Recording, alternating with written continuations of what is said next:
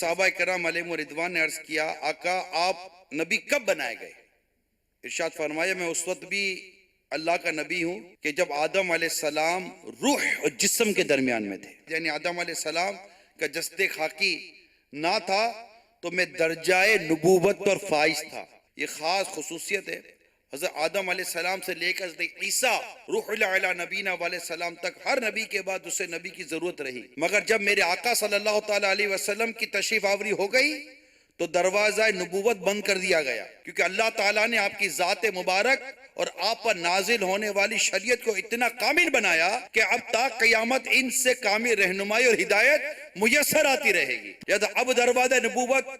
کو کھلا رکھنے کا کوئی معنی ہی نہ تھا اور دین مکمل کر دیا گیا۔ اللہ تعالیٰ نے خود فرمایا کہ میں نے تمہارے لیے تمہارا دین مکمل کر دیا، تم پر اپنی نعمت پوری کر دی، اسلام کو تمہارے لیے پسند کر دیا کہ بے شک اللہ کے نزدیک دین اسلام ہے۔ تو نبی پاک صلی اللہ تعالیٰ علیہ وآلہ وسلم یہ آخری نبی، نبوت میں بھی پہلے اور آپ کی بعثت، آپ کی تشریف آوری میں آپ آخر، تو آغاز بھی آپ سے، انتہا بھی آپ سے۔ یہ بھی میرے آقا صلی اللہ تعالیٰ وسلم کا بڑا پیارا وصف ہے کہ آپ خاتم النبیین ہیں، اور یہ بہت پیاری بات بیان کی گئی کہ نبی پاک صلی اللہ تعالیٰ علیہ وسلم کی تعلیمات اتنی کامل اکمل، اتنی مکمل، اتنی پرفیکٹ ہے، اور قرآن کریم آپ کو عطا کیا گیا۔ اب کوئی دوسری کتاب نہیں آئے گی، اب کوئی دوسری شریعت نہیں آئے گی، تو اب دوسرا کوئی نبی بھی نہیں آئے گا، بس کتاب قرآن، شریعت اسلام،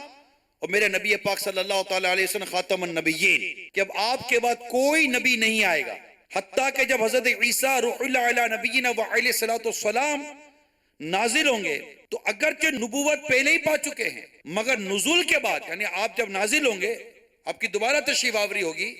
تو نزول کے بعد نبی کریم صلی اللہ تعالیٰ علیہ وآلہ وسلم کی شریعت پر عمل پیرا ہوں گے اور اسی شریعت پر حکم کریں گے، اور آپ ہی کے قبلہ یعنی کعبہ معظمہ کی طرف نماز پڑھیں گے۔ یاد رہے میرے آقا صلی اللہ تعالیٰ علیہ وسلم کا آخری نبی ہونا قطعی ہے، اور یہ قطعیت قرآن اور حدیث اور اجماع امت سے ثابت ہے کہ سرکار صلی اللہ تعالیٰ علیہ وآلہ وسلم سب سے آخری نبی ہیں، اور آپ کے بعد کوئی نبی ہونے والا نہیں، کوئی نبی ہونے والا نہیں۔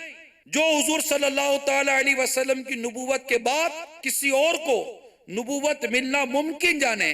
وہ ختم نبوت کا منکر، کافر اور اسلام سے خارج۔ مولانا شاہ امام احمد رضا خان علیہ رحمت الحنان فرماتے ہیں اللہ عز و جل سچا اور اس کا کلام سچا۔ مسلمان پر جس طرح لا الہ الا اللہ ماننا، اللہ سبحانہ و تعالیٰ کو احد صمد لا شریک لہو، یعنی اللہ کو ایک بے نیاز اور اس کا کوئی شریک نہ ہونا جاننا فرض اول اور منات ایمان سے ہے، یوں ہی محمد رسول اللہ صلی اللہ تعالیٰ علیہ وآلہ وسلم کو خاتم النبیین ماننا، ان کے زمانے میں خواہ ان کے بعد کسی نبی جدید کی بعثت کو یقیناً محال و باطل جاننا فرض اجل و جزائی خان ہے۔ ولیکن رسول اللہ و خاتم النبیین نص قطعی قرآن ہے، اس کا منکر نہ منکر بلکہ شبہ کرنے والا، نہ شاک کے ادنا ضعیف احتمال خفیف سے توہم خلاف رکھنے والا، قطعاً اجماعاً کافر ملعون مخلد فی النیران، یعنی ہمیشہ کے لیے جہنمی ہے۔ نہ ایسا کہ وہی کافر ہو، بلکہ جو اس کے عقیدہ ملعونہ مطلع ہو کر اس سے کافر نہ جانے وہ بھی کافر، اور جو اس کے کافر ہونے میں شک اور تردد کو راہ دے وہ بھی کافر۔ پھر فرمایا یعنی واضح کافر اور اس کا کفر روشن ہے۔ تفسیر صلاۃ الجنان 22 پارے سورہ احزاب میں جو آیت کریمہ ہے، اس کے تحت جو آپ نے لکھا وہ میں نے آپ کے سامنے پڑھ کر سنایا ہے، اور یہ ہے پیج نمبر 47 سے، اس کو اگر آپ دیکھیں گے تو انشاءاللہ آپ کو یہ روایتیں مل جائیں گی۔